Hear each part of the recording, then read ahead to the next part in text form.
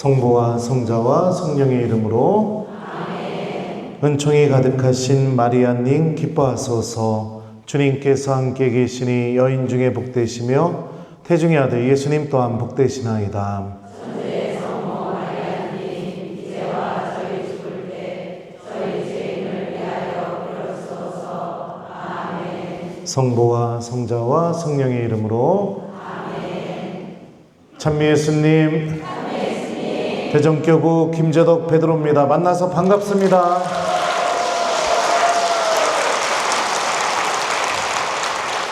네, 이렇게 강의 전에 꽃다발도 받아보고 참 너무 황송해서 몸둘 바를 모르겠습니다. 이렇게 환대해 주셔서 진심으로 감사합니다. 여러분들 사순시기 어떻게 잘 보내고 계십니까? 네. 하느님께서는 사순시기를 시작하는 첫날 제2수요일 미사였죠. 요엘 예언자를 통해서 나에게 돌아오너라. 옷을 찢지 말고 마음을 찢어라. 라고 이렇게 말씀하셨어요. 옷을 찢지 말고 마음을 찢어라. 옷을 찢는다는 것은 회개의 표현이었습니다. 겉으로 무엇인가만을 하는 걸로 만족하지 말고 내 속마음을 하느님께 그대로 보여드리면서 하느님께 돌아오는 말씀이죠. 여기서 제가 제 옷을 확 찢어버리면 무슨 일이 벌어질까요? 네? 확 찢어버리면 근육질에 가슴이 보이겠죠. 제 알몸이 보이겠죠. 그죠? 네. 그러면은 여러분들 생각해봐요. 마음을 확 찢어버리면은 무엇이 보이게 될까요? 네? 속마음. 나의 진짜 속마음. 내가 얼마나 쉽게 죄에 넘어지는 사람인지, 얼마나 교만한지, 얼마나 내 마음이 어둠 속에 있는지, 그러면서도 하느님의 용서를 얼마나 갈망하고 있는지, 주님의 자비를 얼마나 애타게 찾고 있는지, 그런 나의 진짜 속마음. 네, 그거를 주님께서 보여달래요. 보여주면 어떤 일이 벌어질까요? 하느님의 용서가 시작됩니다. 하느님의 치유가 시작되고 하느님의 자비가 시작됩니다. 이번 사순시기에서 교회는 주일 복음들을 통해서 아주 특별한 이야기들을 우리들에게 알려주고 있습니다. 이번 주 주일이었죠. 사마리아 여인 이야기가 나옵니다. 우물가에서 예수님을 만나요. 이 여인은 남편만 6이나 있었습니다. 간음죄에 걸려 넘어져서 거기서 빠져나올 수 없는 그런 상태에 놓여 있었던 사람을 의미합니다. 근데 구약 성경의 전통에 의하면 우물가는 어떤 장소냐면 미래의 신랑과 신부가 만나는 장소예요.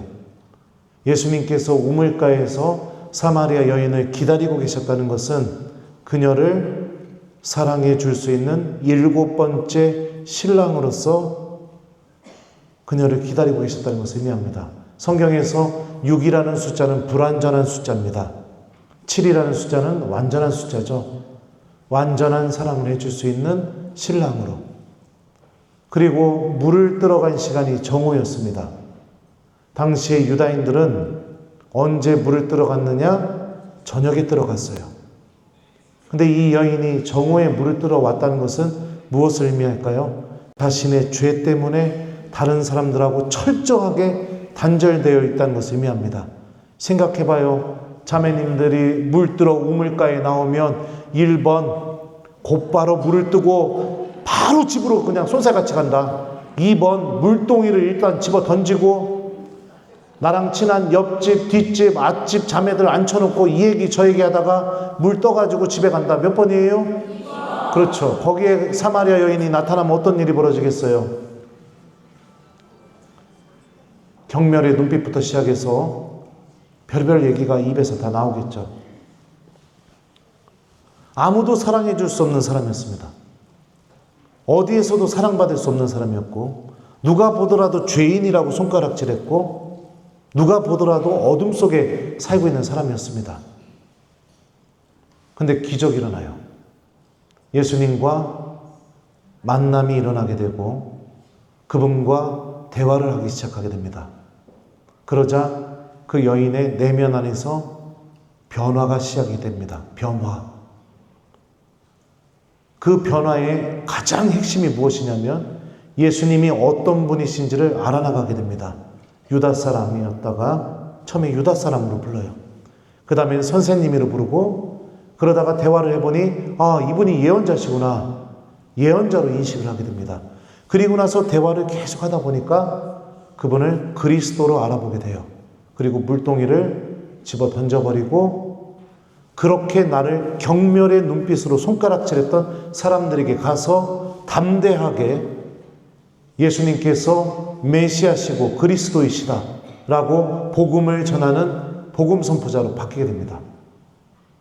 죄인의 삶에서 복음을 전하는 이로, 어둠의 삶에서 그리스도의 빛 안으로 걸어나가는 삶으로, 그리스도의 빛이 너희를 비출 것이다. 바로 이 사순 시기가, 이 놀라운 일이 우리들 안에서 일어나는 시기입니다. 돌아오는 이번 주 내일 듣게 될 복음 말씀입니다. 태생소경 이야기가 나옵니다. 처음부터 태어났을 때부터 눈이 멀었어요. 그래서 이 소경을 두고 예수님과 제자들의 토론이 벌어지게 됩니다. 선생님, 도대체 누가 죄를 지어서 저 사람이 절이 된 것입니까? 저 사람의 부모가 죄를 지어서 눈이 멀은 것입니까? 아니면 저 사람이 죄를 지어서 눈이 멀은 것입니까? 그렇게 물어보자 예수님께서 이렇게 말씀하시죠. 저 사람이 부모가 죄를 지은 것도 아니고 저 사람이 죄를 지은 것도 아니다. 하느님의 일이 저 사람에게서 일어나게 하기 위해서 그리 된 것이다. 이렇게 말씀하셔요. 태생소경도 예수님과의 만남을 갖게 됩니다. 그리고 주님의 말씀 그대로 실로암 목가에 가서 눈을 씻게 되게 되죠. 소경이 예수님 만나고 나서 실로암 목가까지 어떻게 갔을까요? 수십 번 넘어졌을 겁니다. 여러분들 예루살렘 성지 순례 다녀오신 분 계실지 모르겠지만 그 길이 다 돌밭이고 언덕이고 수십 번 굴러떨어지고 넘어지고 사람들한테 저리 비키라고 막 이렇게 밀치는 것도 당하고 별의별 일을 다 당하면서 실로암 목가에 가게 됐겠죠. 그 예수님 말씀 한마디 때문에 거기에 믿음을 둬서 그리고 나서 눈을 씻게 되자 놀라운 일이 벌어지게 됩니다. 빛을 보게 되죠. 그리고 이 태생소경도 사마리아 여인과 똑같은 변화가 일어나게 됩니다. 처음에 예수님이라고 인식했다가 이름만 예수님이었어요. 예수님이라는 분이 저에게 실로암 못에 가서 눈을 씻으라고 하셨습니다. 그래서 씻었더니 나았습니다. 이렇게 증언합니다. 그러다가 바리사이들과 토론을 하게 되죠. 그러면서 예수님을 어떻게 인식하게 되느냐? 하느님에게서 오신 분, 예언자, 그 다음에 마지막에 성전에서 예수님을 만났을 때 이렇게 고백합니다. 주님, 저는 믿습니다. 하며 주님을 경배하였다. 예수님을 주님으로 알아나가게 되죠. 어둠에서 빛으로 나아가는 것. 이 테마가 이번 주 주일에 또 펼쳐지게 됩니다. 그러면서 참 신기한 일이 뭐냐면 바리사이들의 모습이 그대로 드러나게 됩니다. 오늘 복음이기도 합니다. 세리와 바리사의 기도.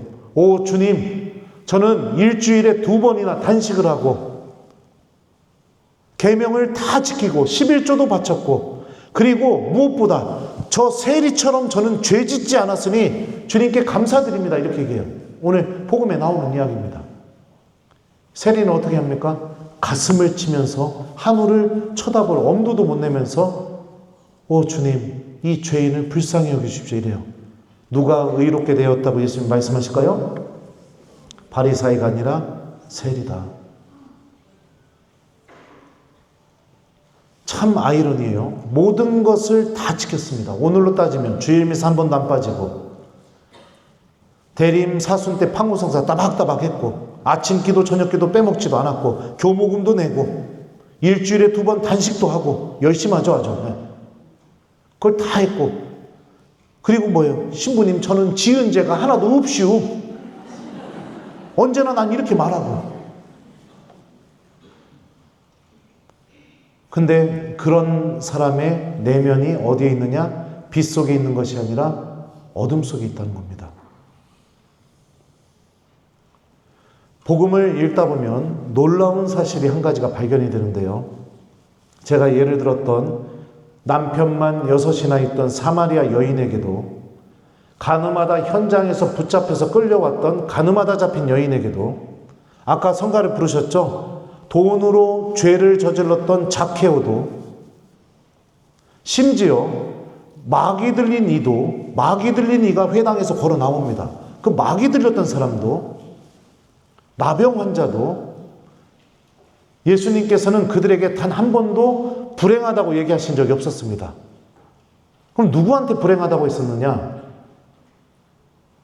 바리사이들과 율법학자들, 철저하게 하느님의 계명을 지키는 이들. 왜 불행할까요? 불행한 이유에 대해서 성경은 이렇게 말합니다. 위선자라고 얘기합니다. 위선자, 히라보로 휘포크리테스라고 합니다. 뜻은 연기자, 배우, 이런 의미를 갖고 있어요. 연기하고 있는 겁니다. 내 속마음을 확 찢어서, 마음을 찢어서 주님께 보여드리질 않고 연기하고 있는 거예요. 겉으로 볼 때는 빛 속에서 살아가고 있는 사람입니다. 그런데 내가 연기를 하고 있으니 겉으로 볼 때는 빛 속에서 살아가지만 예수님이 그 사람 안에서 하실 일이 하나도 없습니다. 왜요? 내 의지로 율법 지켰고, 내 의지로 계명 지켰고, 내 의지로 단식했고, 내 의지로 11조 냈고, 내 의지로 죄를 안 저질렀으니까 주님이 그 사람 안에서 해줄 일이 하나도 없는 거예요. 불행한 사람입니다. 그 사람이 얼마나 이 바리사이들의 어둠 속에 있는지 이번 주 주일 복음에 여실히 드러나게 됩니다. 태생소견은 태어나면서부터 앞을 못 봤던 이는 예수님에 대해서 자꾸 이야기하고 증언하면서 그분에 대한 알미 막 충만해지게 되는데, 그 사람, 이 바리사이들은 예수님이 누군지도 몰라요. 그리고 죄인이라고 얘기합니다. 그리고 기적이 일어난 증언을 듣고 있음에도 불구하고 그 기적을 받아들이려고 하지 않습니다. 그리고 결국에는 어떻게 해요? 태생소경을 쫓아내버리죠. 어둠 속에 있는 불행한 사람들입니다. 불행한 사람들이요. 다음 주 주일 복음 얘기는 라자로의 부활 이야기입니다. 예수님이 라자로가 죽을 때까지 안 가십니다. 마르타가 사람을 보냈는데도, 당신께서 사랑하는 이가 아픕니다. 그런데도 죽을 때까지 안 가셔요. 그리고 나서 라자로를 만나러 가시죠. 마르타가 이렇게 말합니다. 주님께서 여기에 계셨더라면 제 오빠는 죽지 않았을 것입니다. 마르타의 입장이 어땠을까요? 마르타는 이 말을 들어보면 예수님이 오시기만 했다면 내 오빠는 죽지 않았을 것이라는 것을 알고 있었고 믿고 있었습니다. 그런데 그 예수님이 일부러 안 왔어요. 도와주질 않았어요. 아무리 기도하는데 하나님이 침묵으로 응답하지 않으십니다. 아무리 매달리는데도 하나님이 도와주질 않아요. 여러분도 어떻게 하실 거예요? 뭐하러 오셨슈? 이미 뒤졌슈. 뭐하러 오셨냐고요? 그렇게 애타게 찾을 때가 오지 않더니 이런 하나님 나 믿을 필요 없슈. 1번 이렇게 얘기한다. 2번 그럼에도 불구하고 마르타처럼 믿음을 잘 지키면서 주님께서 여기 계셨더라면 제 오빠는 죽지 않았을 것입니다. 난 이렇게 말할 거다. 몇 번이에요?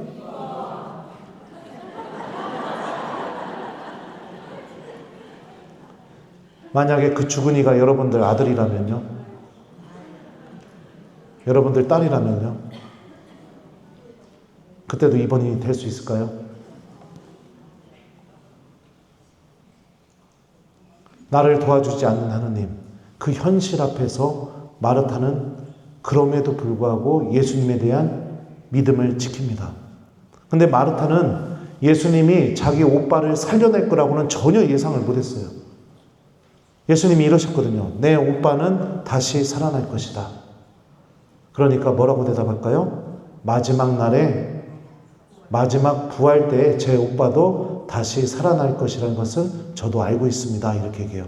자기, 그때 당시에 유다인들이 보편적으로 갖고 있었던 신앙의 모습이었습니다. 그리고 예수님께서 무덤을 열어라 이렇게 얘기하니까 주님 벌써 죽은 지 나흘이나 돼서 냄새가 납니다. 이렇게 얘기해요. 전혀 예수님께서 살릴 거라고는 예상을 못했습니다. 이게 우리들의 현실입니다.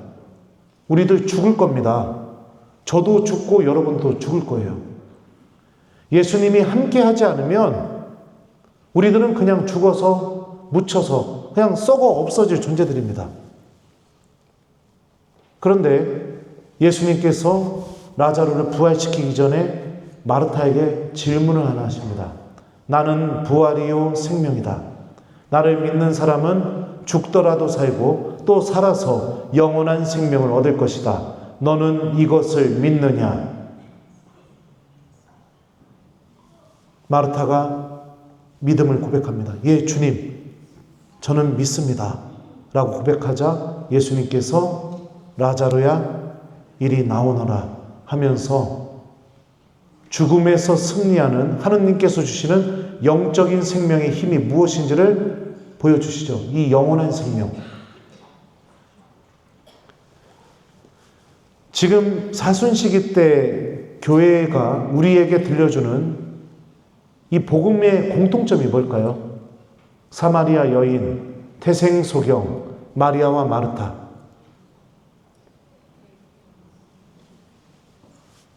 변화입니다. 변화. 무엇을 통한 변화? 예수님과의 만남을 통한 변화. 더 정확하게 말하면 예수님과 함께하는 시간 안에서 주님의 말씀을 듣고 그 말씀에 믿음을 둠으로 인해서 일어나는 변화가 무엇인지를 복음은 우리에게 계속 알려주고 있습니다. 이 사순시기.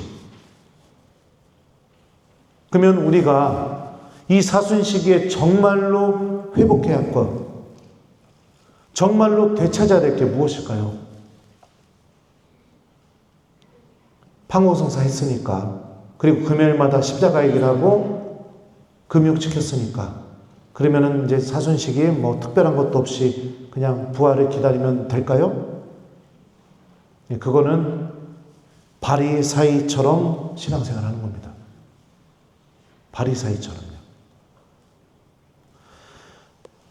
제가 유튜브에 요즘 구독자들이 댓글을 막 너무 많이 달아주는데 좀 제 댓글 읽는 재미가 너무 기뻐요. 제가 좀 몇 개 좀 읽어줘 볼게요.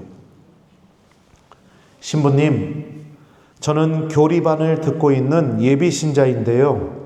신부님 말씀을 듣고 오늘 저도 저녁미사를 다녀왔습니다. 신부님께서 안수해 주실 때 눈물이 왈칵 났어요. 그리고 남편도 오늘 교리반 등록하고 왔어요.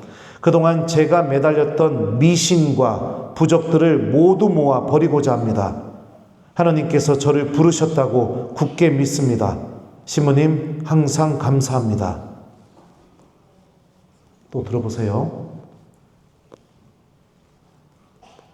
찬미예수님, 신부님 유튜브로 새로 나고 있는 자매입니다. 저는 견진도 받고 영세받은 지 27년이 되었는데 신부님의 방송을 보기 1년 전까지는 냉담을 8년이나 해오고 있었습니다. 신부님께서 전해주시는 주님의 말씀을 열심히 듣다 보니 제 안에 성령님께서 숨쉬기 시작하신 것 같습니다. 하나님을 사랑하고 감사하는 마음이 저를 새로운 사람으로 변화시켜 평일 미사도 열심히 나가고 조배 시간이 참 행복한데 그래도 항상 부족해서 공부해야 하고 노력해야 할 게 많은데 그때마다 주님께서 신부님을 통해 저에게 답을 주십니다. 나머지는 저를 너무 칭찬해 주는 내용이라 못 읽을 것이요. 또 읽어드릴게요. 사랑하는 베드로 신부님, 제가 작년에 신신미사를 봉헌하기로 했는데 어느 순간부터 하루 일당 생각에 첫 토요일을 버렸습니다. 성모님께 첫 토요일을 봉헌하겠다고 약속했었는데 그 약속을 저버렸습니다. 오늘 강론 말씀을 듣고 소중한 것을 다른 것과 바꿔버렸던 삶을 반성합니다. 2월부터 첫 토요일을 봉헌하겠습니다. 신부님 감사합니다. 오늘 처음으로 성체조배를 하였습니다. 신부님의 강론을 듣고 실행해 보았어요. 감사합니다. 자기 전에 신부님을 위한 기도와 묵주기도를 매일 드려요. 놀라운 반전이에요. 아직 서툴지만 하느님께서 이뻐해 주시리라 믿습니다. 오늘도 이뻐라 하시는 신부님 목소리도 너무 좋아요. 또 읽어줄게요. 재밌죠? 나도 재밌죠? 신부님 덕분에 성체조배의 기쁨을 알게 되었어요. 아무도 없는 성전에서 성체 앞에 앉아 하느님과 대화하는 시간이 얼마나 큰 기쁨을 주는지, 하느님께서 얼마나 저를 사랑하시는지를요. 자꾸자꾸 하느님이 보고 싶어 성체 앞에 앉고 싶어집니다. 나머지는 저를 너무 칭찬해요. 이것도. 또 읽어줄게요. 신부님 덕분에 오늘 성당 다녀왔습니다. 정말 오늘 복음 말씀처럼 빛과 소금이 되어라 하시는 주님의 말씀이 너무나도 와닿았습니다. 정말로 오늘 성당을 가는데 가슴이 정말 벅찼습니다. 그래서 하느님께서 주신 선물이라고 생각하고 미사에 들어갔습니다. 미사 시간 내내 기분이 좋더라고요. 끝나고 나서 고해성사를 하고 강복을 받고 집에 왔습니다. 나머지도 또 저를 너무 칭찬하는 내용입니다. 제가 읽어드린 이 댓글들의 공통점이 뭘까요? 말씀이 마음을 건드려서 변화를 일으킨 열매들입니다. 예비신자가 복음을 듣다 보니 내가 그동안 의지했던 미신들을 다 버리겠다고 그렇게 결심을 했죠. 평일미사에 한 번도 안 가봤던 교우들이 복음을 듣고 미사에 가서 미사만 드렸느냐? 아니에요. 고해성사도 하고 그리고 돌아왔더니 마음이 너무 기뻐졌다고, 이런 내용이죠. 하루 일당 때문에 첫 토요일을 버렸는데 복음이 내 마음을 건드려서 하루 일당을 내던져버리고 첫 토요일 미사를 선택하겠다고. 변화. 어둠이었지만 빛으로 나가는 변화. 그리스도의 빛이 나를 비춰서 내가 지금 어디에 있는지를 명확하게 바라보고 그리고선 내가 구원을 얻기 위해 빛으로 나아가는 변화. 성체 앞에 앉게 되었는데 성체주배를 해보지 않았던 사람이 복음을 듣고 그 말씀에 움직여져서 성체주배를 했더니 매일매일 성체주배하고 싶다고, 자꾸 성체 앞으로 가고 싶다고, 이런 변화. 이게 여러분들 그리스도의 빛이 우리를 비추는 모습입니다. 우리는 라자로처럼 죽을 수밖에 없는 사람들입니다. 예수님이 함께 하지 않으시면 절대로 우리들 힘으로 죽음에서 승리할 수가 없습니다. 이게 우리의 현실이에요. 우리는 사마리아 여인처럼 죄 속에서 살아갈 수밖에 없는 사람들입니다. 주님께서 나에게 찾아오시고 나를 사랑해 주시고 당신의 자비와 용서와 당신께서 주시는 생명의 물과 영과 진리 안에서 드리는 그 성령의 예배가 무엇인지를 알려주지 않으시면 우리는 비참하게 계속해서 죄 속에서 살아갈 수밖에 없는 사람입니다. 아무리 돈이 많다 하더라도. 아무리 내가 사회적인 지위가 높다 하더라도, 아무리 내가 세상 안에서 권력이 있다 하더라도 죄 속에서 살아갈 수밖에 없는 아주 비참한 사람들입니다. 또 우리는 눈이 있어도 주님께서 나의 눈을 어루만져 주시고 당신 말씀을 들려주시지 않으면 정말로 보아야 할 것을 볼 수 없는 사람들입니다. 어둠으로 가는 것만 계속 보이겠죠. 눈이 먼 사람처럼. 결론이 뭘까요? 내가 잘 살고 있어도, 내가 부유해도, 내 자녀들이 좋은 직장 가졌어도 결론은 뭘까요? 나는 비참한 사람일 뿐입니다. 아주 형편없는 사람일 뿐입니다. 나는 내가 소유한 모든 것을 동원해서도 죽음에서 이길 수가 없습니다. 죄에서 벗어날 수가 없습니다. 눈을 뜰 수도 없습니다. 이게 나의 현실입니다. 참된 믿음은요, 이런 나의 현실을 인식하기 시작하게 될 때 참된 믿음의 삶이 시작되게 됩니다. 그래서 내가 이런 사람이니, 그래서 예수님이 나에게 절대적으로 필요하게 됩니다. 내가 이런 사람이니 예수님의 용서가 절대적으로 필요하게 됩니다. 주저하고 고민할 수 있고 인간적으로 두렵고 하지만 그럼에도 불구하고 나는 예수님의 용서가 없으면 이 죄에서 벗어날 수가 없으니 예수님이 절대적으로 필요해서 구해서로 달려갑니다. 내가 삶을 어떻게 살아야 될지 아무리 노력하고 소유해봐도 계속해서 끝도 없이 외롭고 공허하고 그냥 내 마음은 어둠 속에 있는 것 같으니 예수님이 절대적으로 필요해서 그분의 말씀이 나에게 너무너무 중요합니다. 그분의 말씀을 붙잡게 될 때 요한복음의 고백처럼 말씀은 사람들의 빛이었다. 이 말씀이 내 안에서 이루어지니까요. 내가 죽을 수밖에 없는 사람이니 예수님의 십자가 죽음과 부활이 나에게 절대적으로 필요합니다. 그래서 미사가 소중합니다.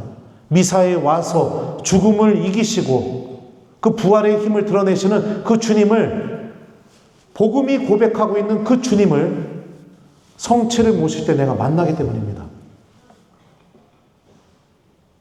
우리들의 삶이 이렇게 변화가 일어나야 됩니다. 고해성사 안 보기 위해서 움직이는 삶이 아니라 내가 절대적으로 예수님이 필요한 사람이라서 예수님을 붙잡고 찾을 수밖에 없는 그런 인식의 변화가 일어나야겠죠.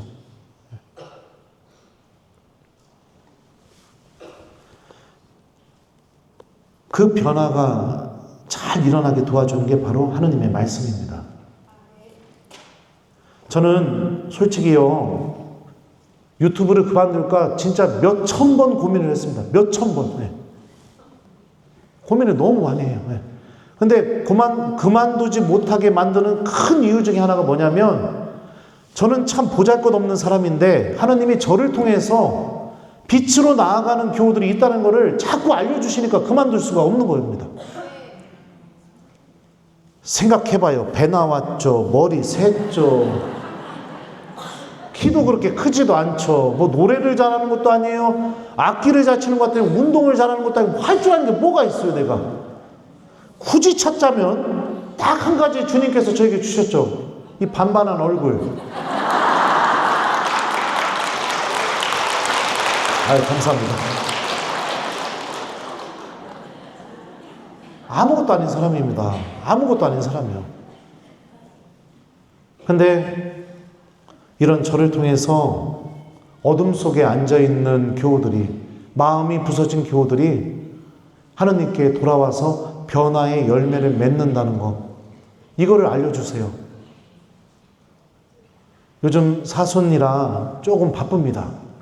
근데 참 신기한 게 뭐냐면 이번 주에 특강 나간 본당들에서 제가 이제 강의를 나가면은 마음속으로 지향을 두고 기도하는 게 있습니다. 그게 뭐냐면, 주님, 한 명의 교우만이라도 회개할 수 있도록 도와주십시오. 이렇게 기도하고 와요.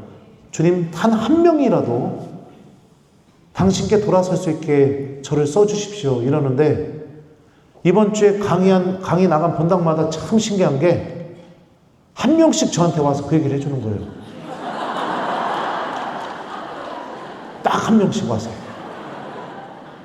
신부님, 저 신부님 강의 듣고 제 신앙생활에 대해서 다시 한번 생각하게 됐습니다. 신부님 정말 감사합니다. 또 자매님 한 분이 또 저한테 오더니 그 다음 본당에서는 눈물을 흘리면서 신부님 저 예비자인데 제가 어떻게 기도해야 될지 몰랐는데 신부님 강의 듣고 오늘 답을 찾은 것 같아요. 신부님 정말 감사합니다. 오늘도 강의 끝나고 또 딱 한 명이 누가 올까? 안 오셔도 됩니다. 마르코복음 4장 15절을 보게 되면 예수님께서 씨 뿌리는 자의 비유 이야기를 들려주십니다. 말씀의 씨앗을 의미하죠. 그 씨앗이 어떤 씨앗은 길, 어떤 씨앗은 돌밭, 어떤 씨앗은 가시덤불, 어떤 씨앗은 좋은 땅에 떨어지게 됩니다. 근데 길에 떨어진 씨앗에 대해서 예수님께서 이렇게 말씀하십니다. 말씀이 길에 뿌려진 것은 이러한 사람들을 두고 하는 말이다. 그들이 말씀을 들으면 곧바로 사탄이 와서 그들 안에 뿌려진 말씀을 앗아가 버린다. 악마의 첫 번째 활동이 뭐예요? 주님이 말씀을 뿌리면 그 뿌려진 말씀을 우리들 안에서 어떻게 해요? 곧바로 빼앗아 갑니다. 곧바로라는 단어가 쓰였어요. 곧바로. 이 구절과 똑같은 이야기를 하고 있는 루카복음을 보게 되면요, 루카복음은 더 무섭게 말씀하셔요. 길에 떨어진 것들은 말씀을 듣기는 하였지만 악마가 와서 그 말씀을 마음에서 앗아가 버리기 때문에 믿지 못하여 구원을 받지 못하는 사람들이다. 그러니까 내가 미사를 끝나고 예수님이 사제를 통해서 말씀의 씨앗을 뿌렸을 거 아니에요. 나가는 순간 복음을 다 잊어버렸으면 누가 뺏어간 거예요? 악마가 말씀을 빼앗아간 거예요. 그러면 어떤 일이 벌어져요? 이 루카복음의 말씀에 의하면요, 믿지 못하여 구원을 받지 못하는 사람들이다. 말씀 뺏기니까. 나 믿고 있는데, 나 그래도 하나님 믿고 있는데, 말씀 기억하지 못해도 믿고 있는데, 이렇게 생각할지 모르겠습니다. 참된 믿음이 뭐예요? 나는 내 힘으로 구원받을 수 없다. 나는 내 힘으로 용서받을 수 없다. 나는 내 힘으로 죽음에서 승리할 수 없다. 나는 죽으면 결국에는 예수님을 만나게 될 것이다. 이게 믿음이죠, 믿음. 이거를 인식하고 있으면 변화가 일어나겠죠. 신앙생활을 오래 하면 오래 할수록 우리들에게 맺어져야 될 열매가 뭘까요? 여기 한 50년 이상 신앙생활 하신 분 계십니까? 신부님, 저는 세례받은 지 50년 이상 됐습니다. 손 들어주세요. 얼마 없네요, 50년 이상? 네.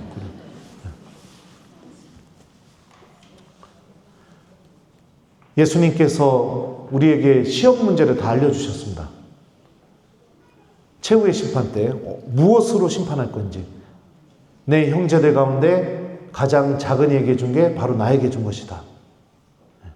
그 작은이가 내가 사랑하는 이들만 작은이가 아니라 내가 전혀 알지 못하는 불쌍한 사람들까지가 작은이라고 부자와 라자로 이야기를 통해서 또 알려주셨어요. 그러면은 세례를 받은 지 5년, 10년 된 사람은 인색해도 돼요. 왜요? 예수님을 알아나간 지 얼마 안 됐으니까. 근데 50년, 60년, 70년 세례 받은 지 이 정도 됐다면 어떤 사람이 되어야 될까요? 주님이 나눔으로 심판하신다고 하셨으니 내가 가진 걸 나눠주는데 인색한 사람이 되면 안 되겠죠. 왜요? 내가 예수님을 만날 시간이 얼마 남지 않았으니까. 내 형제를 용서하지 않으면 마지막 한 입을 다 갚을 때까지 감옥에서 나오지 못한다고 주님이 말씀하셨습니다. 그러면 신앙생활을 오래 한 사람일수록 어떤 열매가 맺어져야 될까요? 세례받은 지 5년, 10년 됐을 때는 상처받아서 나 저 사람 절대 용서 못해. 안 만날 거야.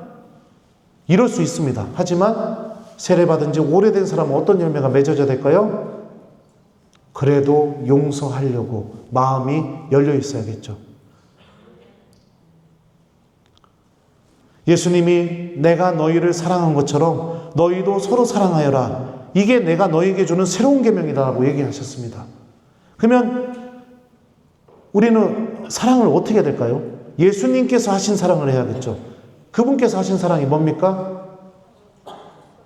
무릎 꿇고 쪼그리고 앉아 냄새나고 더러운 발을 들어서 닦아서 입을 맞추고 종처럼 내 자신을 바짝 낮추고 희생하는 사랑이죠. 근데 사목 현장에서 만난 교우들을 보면요, 신앙생활을 오래 하면 오래 할수록 그냥 제 개인적인 느낌이에요. 여기 아까 손 드신 분들 얘기하는 거 아니에요. 또 신부님이 우리 혼내네 이게 아니라 무엇을 느끼냐? 연옥 갈 준비가 완벽하게 되어 있는 사람 같아요. 공짜는 얼마나 좋아하는지 맨 얻어내려고만 하고 남 탓하고 원망하고 다 남들이 해주기를 바라고 자기밖에 모르고 그냥 모이기만 하면 계속 흉보고 대접받으려고 하고 막 그런 사람들이 너무나 많아요. 그리고 그런 분들의 공통점은 뭐냐? 보통 판공성사 때만 고해성사를 하시는데 들어오셔서 그래요. 신부님 저는 주일미사도 한 번도 안 빠졌고요. 그리고 뭐 아침기도 저녁기도도 매일 하고요. 묵주기도도 매일 해요. 그럼 내가 물어봐요. 왜 들어왔슈? 예? 이래요. 아니 잘못한 게 하나도 없는데 왜 들어왔슈? 그러면 아니 편하서 들어왔죠. 그랬더니 그러면 그거 그냥 놓고 나가요. 그랬더니 그러면은 고해성사는요? 이거는 고해성사 성립이 안 돼요. 잘못한 걸 얘기해야 내가 성사를 주죠. 그랬더니 그러면 그냥 놓고 나가도 돼요? 그럼 내가 이러죠. 예? 이러면은 아이고 신부님 고마워요. 수고하시오. 이러고 나가요 그냥.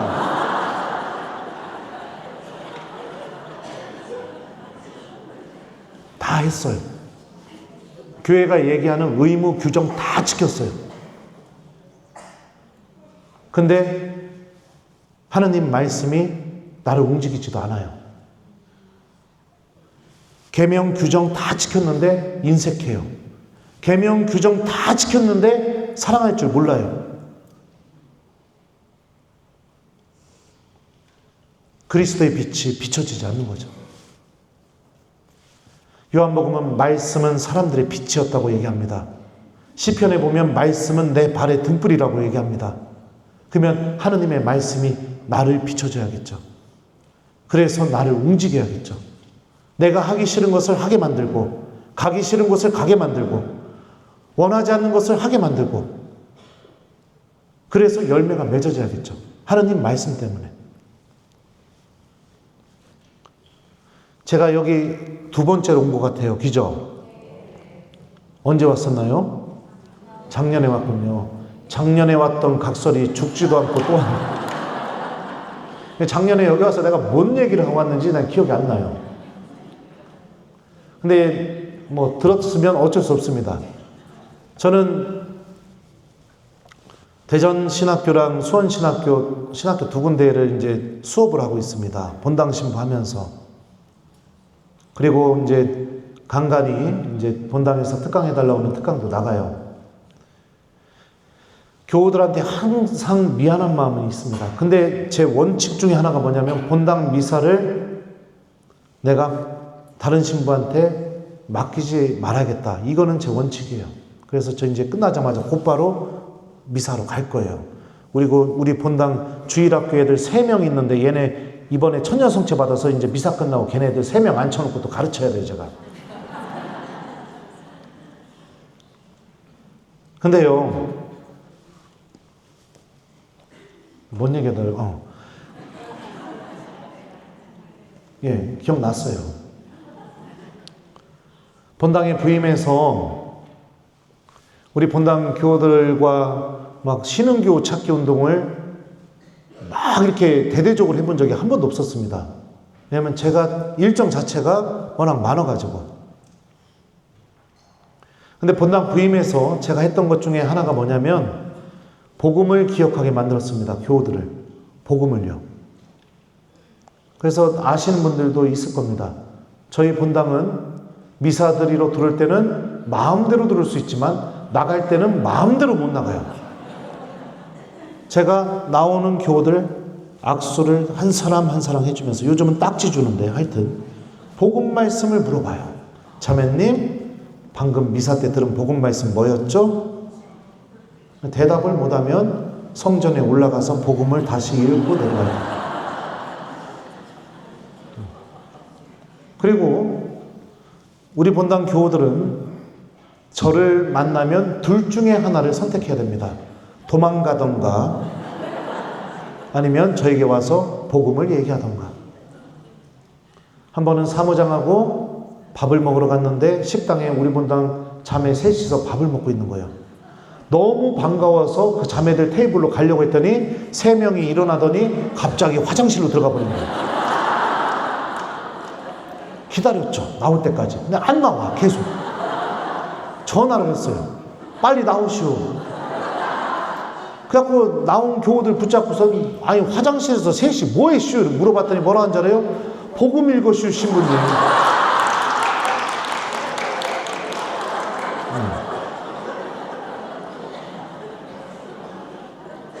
복음을 물어보니 교우들이 처음에 들려오는 소리가 부담돼서 미사에 못 오겠다. 너무너무 부담된다. 왜 불편하게 신부님이 미사 오면 자꾸 복음을 물어보느냐.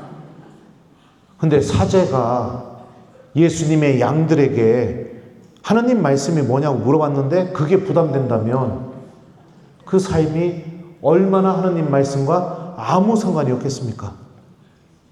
그래서 어떻게 했느냐? 교적을 아무데나 펴서 전화를 해요. 자매님, 아우 예 신부님, 나 본당 신부요. 예, 무슨 일이요?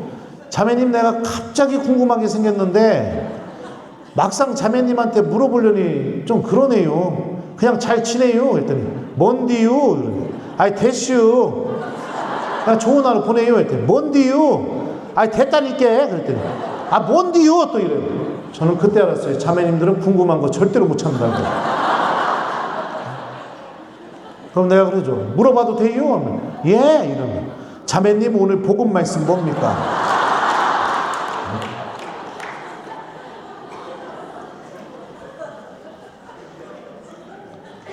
근데 기적이 일어났어요.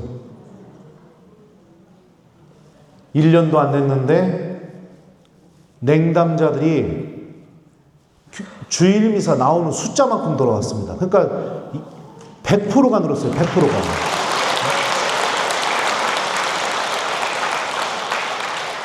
처음에 부임했을 때가 200명 남짓이었는데 주일 미사가 지금 평균 450명 나와요. 그리고 그 450명 중에 4분의 1이 매일 평일 미사에 나와요. 그러니까 제가 드리는 평일 미사는 단 한 번도 5년 동안 100명 이하로 떨어져 본 적이 없습니다. 미사 한 대가. 참고로 저희 본당 교적은 1,400명입니다.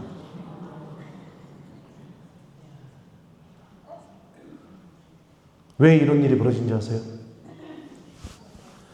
고해 성사, 판공 성사하고 남편 성사 보는 동안 기다렸다 같이 가려고 보석이나 해야겠다 이러고 앉았는데 갑자기 며칠 전에 기억했던 예수님 말씀이 생각나가지고 예수님이 내 죄를 다 씻어주셨구나 이게 느껴져서 그냥 보석도 못하고 남편 나올 때까지 꺼이꺼이 울었다는 거예요. 막.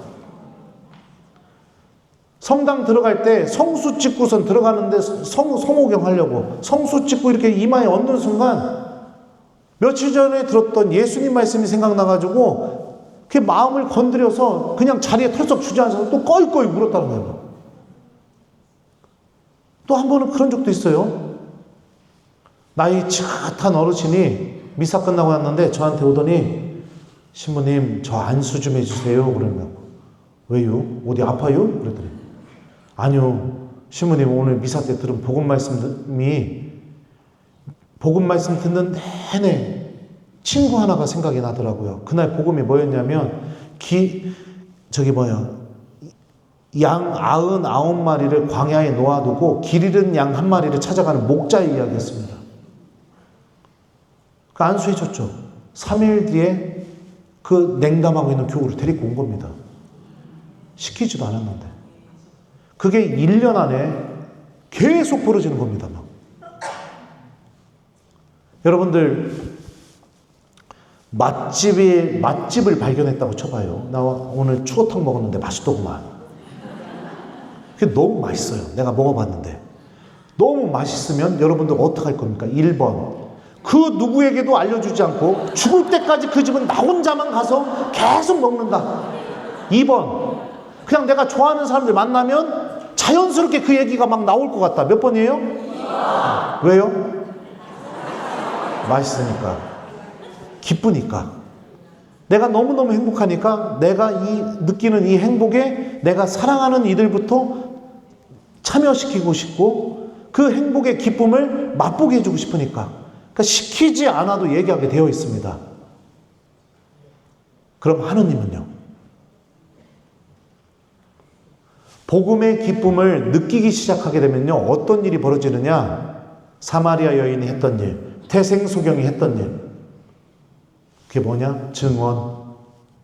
예수님에 대한 이야기가 자연스럽게 나올 수밖에 없습니다. 자연스럽게. 복음의 기쁨이 내 안에서 넘쳐 흐르니까요. 그러면서 변화가 일어나게 되죠.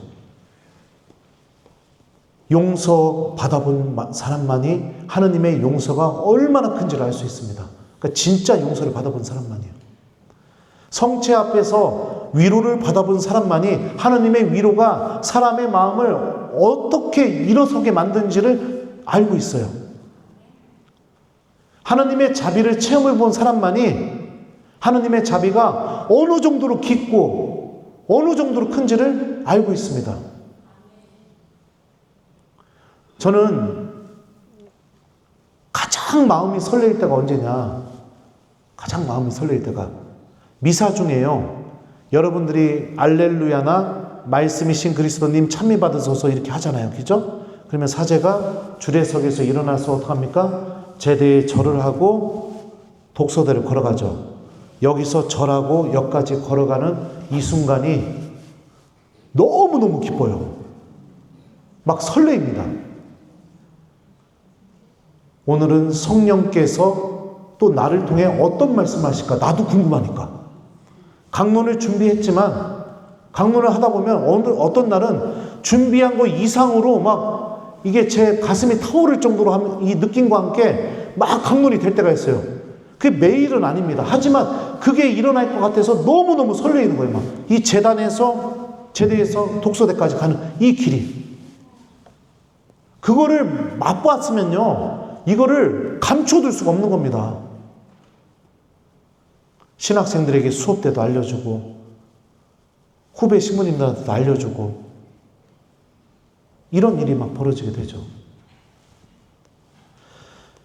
조건을 충족하는 사순시기가 되지 않았으면 좋겠습니다. 그리스도의 빛이 여러분들을 비추어서 말씀이 내가 어디를 가야 될지를 명확하게 가르쳐주고 내가 그 말씀을 바라보면서 걸어나가는 사순시기. 그래서 나의 삶이 하느님의 말씀이 이루어지는 살아있는 성경책으로 변화되는 사순시기.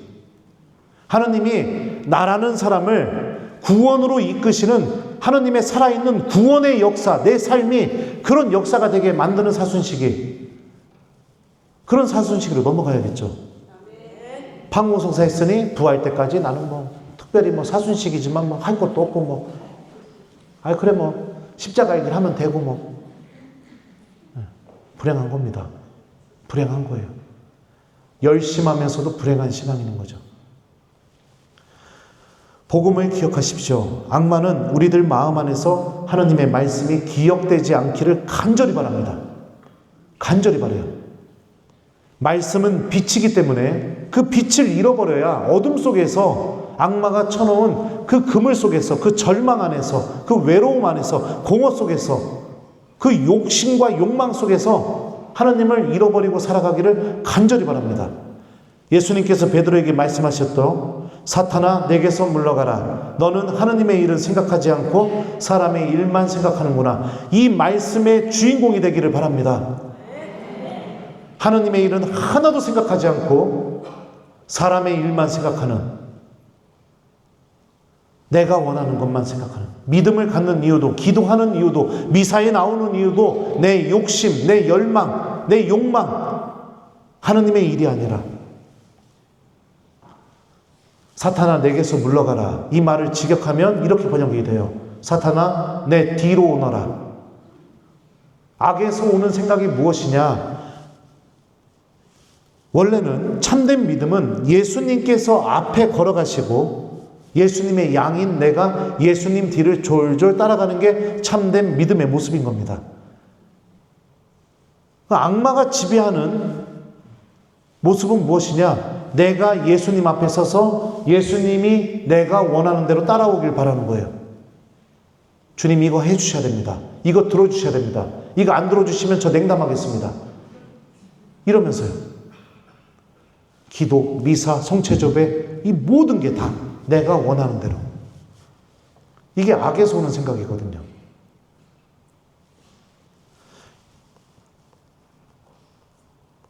사순 제1주일 복음이요.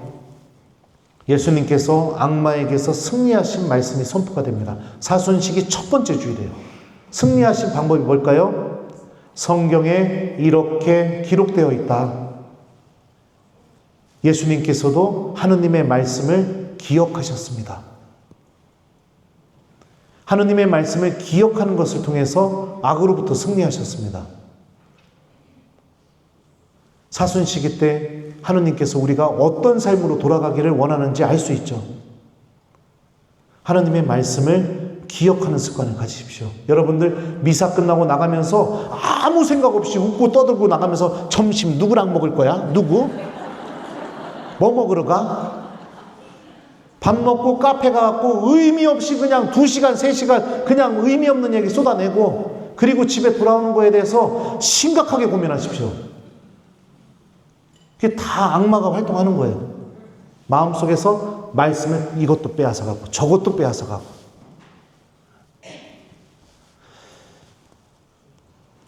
하느님의 말씀이 우리 마음속에 기억되기 시작하게 되면 놀라운 변화가 일어나게 됩니다. 그냥 판구성사 했으니까, 그냥 일상기도 했으니까, 주일미사 안 빠졌으니까, 그리고 하느님하고 아무 상관없이 살아가는 게 아니라 그리스도의 빛이 나를 비추는 신앙생활이라는 건 뭐냐? 하느님의 말씀이 오늘 하루 나를 움직이는 거예요. 그래, 예수님이 이렇게 말씀하셨잖아. 이거 하지 말아야지. 그래, 예수님이 이렇게 말씀하셨는데 내가 이러면 안 되지. 이러면서 나의 삶을 인도해서 내 안에서 변화가 일어나게 하는 열매가 맺어지는 거. 이게 여러분들 빛으로 걸어나가는 신앙인의 모습인 겁니다. 여러분들의 삶 안에서 말씀을 잃어버리지 않았으면 좋겠어요. 또 우리가 또 중요한 것 중에 하나가 뭐냐면 기도 생활입니다. 사도들이 교회 안에서 초대교회가 막 바빠지게 되자 7 부제를 뽑으면서 뭐라고 얘기했냐면 나머지 모든 일들은 이 부제들한테 맡기고 싶다. 우리는 기도와 말씀 봉사에만 전념하겠다. 이렇게 얘기합니다. 그러니까 사도들이 너무너무 바빠지니까 다 내줄 수 있는데 마지막까지 내줄 수 없었던 게 뭐냐? 기도하는 삶과 하느님 말씀. 기도와 말씀. 이 두 가지는 아무리 바쁘고 천재지변이 일어나도 절대로 놓을 수 없는 것으로 그렇게 인식합니다. 어제 성물도 독서기도에 나왔던 내용입니다. 제가 좀 한번 읽어드리겠습니다. 테르툴리아누스가 기도에 대해서 쓴 글이거든요. 기도는 죽은 자들의 영혼을 죽음의 심연에서 건져주고 연약한 자를 바로 세우며 병자들을 고쳐주고 악령에 사로잡힌 이를 해방시켜주며 감옥의 쇠창살을 열고 무죄한 이들의 사슬을 풀어줍니다. 기도는 또 죄를 사하고 유혹을 몰아내며 박해를 없애고 소심한 이들을 위로하고 담대한 이들을 기쁘게 하며 나그네를 인도하고 풍랑을 가라앉히고 도둑을 놀라게 하며 가난한 이들을 배불리고 부자를 다스리며 넘어진 자를 일으켜 세우고 흔들리는 이들을 받쳐주며 서 있는 이들을 붙들어줍니다. 천사들도 기도합니다. 모든 피조물이 기도합니다. 가축과 야생 짐승들도 외양간이나 굴에서 나올 때 무릎을 꿇고 하늘을 쳐다보며 자기들이 아는 대로 울음소리를 내면서 기도합니다. 새들까지도 몸을 치솟아 하늘 높이 오를 때 마치 팔을 벌리듯 십자 모양으로 날개를 펼치고 기도 같은 소리로 제잘거립니다. 기도의 의무에 대하여 더 무엇을 말해야 하겠습니까? 주님까지도 기도하셨습니다. 그분께 영예와 권세가 세세히 영원히 아멘. 이런 내용입니다. 기도가 갖고 있는 힘이 무엇인지를 테르툴리아누스가 이게 잘 알려줬습니다. 교부입니다. 교회의 아버지. 한 번의 묵주기도로 하느님께 절실하게 복음을 전하게 도와달라고 성모님께 청하는 이 한 번의 묵주기도가 굉장히 긴 시간을 통해서 저에게 가르쳐 줬습니다. 악마도 존재하고 하느님도 존재하신다. 사탄은 언제든지 우리를 하느님으로부터 떨어져 나가게 하려고 언제나 우리 곁에 있으면서 언제나 노리고 있다. 그래서 저는 제 본당교우들, 다른 건 모르겠지만 하느님께서 저에게 맡겨주신 제 본당교우들만큼은 반드시 복음을 기억하게 만들려고 합니다. 왜요? 말씀이 악에서 승리하는 힘을 갖고 있으니까. 주님께서 감사합니다. 주님께서 말씀하셨잖아요. 바오로 사도의 입을 통해서 성령의 칼은 하느님의 말씀입니다. 내 교우들이 성령의 칼을 지니고 있어야 어둠으로 걸어나가지 않고 빛으로 걸어나갈 수 있으니까. 신앙생활이라는 것은 아무것도 하지 않고 그냥 주일 미사 한 대 드리고 집으로 돌아가는 게 신앙생활이 아니라 아침에 일어나면 성호경을 긋고 복음을 펼쳐서 읽고 아침 기도를 하면서 성령께 이 말씀을 내 안에서 이루어질 수 있는 은총을 달라고 청하고 이렇게 살아가는 게 신앙생활이고, 성체 앞으로 가서 그 말씀을 하신 예수님을 만나는 게 신앙생활이고, 말씀이 나를 움직여서 죄를 고백하고 용서받는 게 신앙생활이고, 이게 신앙생활이니까. 적어도 본당 신부면 하나님이 저에게 맡겨준 교우들만큼은 다 천국 데리고 가고 싶으니까. 네.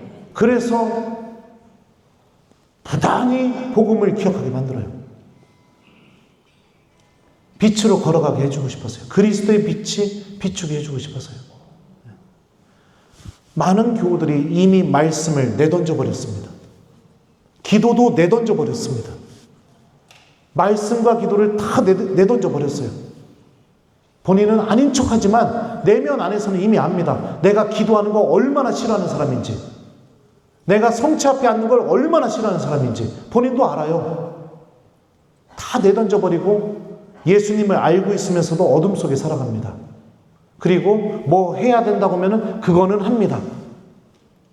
교회가 뭐 해야 된다고 할 때는 그거는 해요.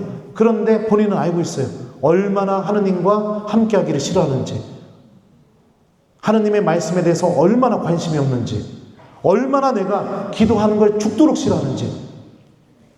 그러니 변화가 일어나지 않고 회개도 일어나지 않고 신앙생활을 30년, 50년, 70년 했어도 아무 변화가 일어나지 않고 예수님을 만날 준비가 하나도 안 돼 있는 상태로 그냥 어둠 속에서 살아가고 있는 거죠.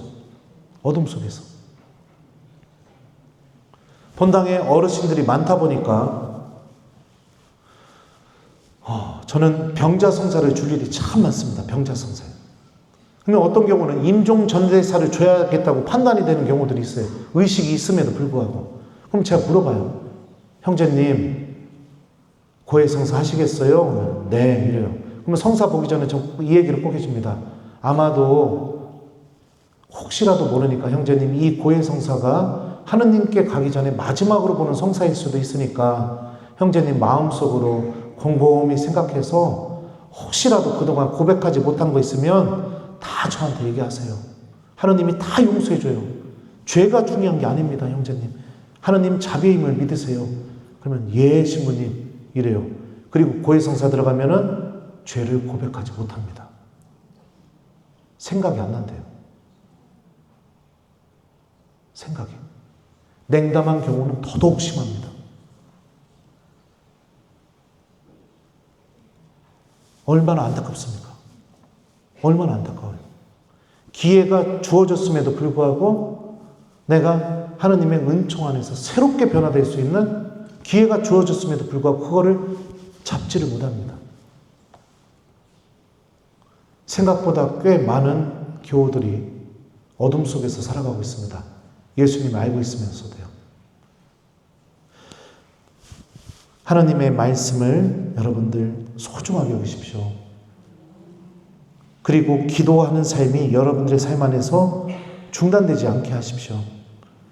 기도와 하나님 말씀을 붙잡고 있으면 나머지는 성령께서 여러분들이 붙잡고 있는 그 말씀을 여러분들 마음속에 두드리면서 다시 들려주면서 여러분들을 회개시키고 여러분들을 변화시키고 여러분들 안에서 구원의 열매가 맺어지게 해주실 겁니다. 네.